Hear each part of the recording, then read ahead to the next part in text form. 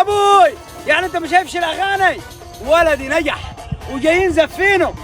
ولدك نجح يا ابوي، ده عفشة والد تحميه. ولدك جاب 50%. يا ابوي لا، كلامي انا بتقوله دي انت يمكن غلطت في العنوان، يمكن مش ولدي انا.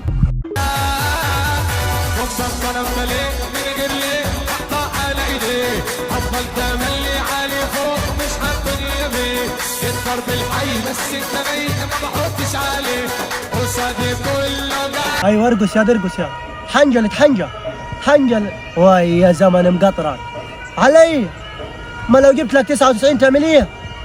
ارقص تحنجل. ايوه ايوه يا فقري ايوه.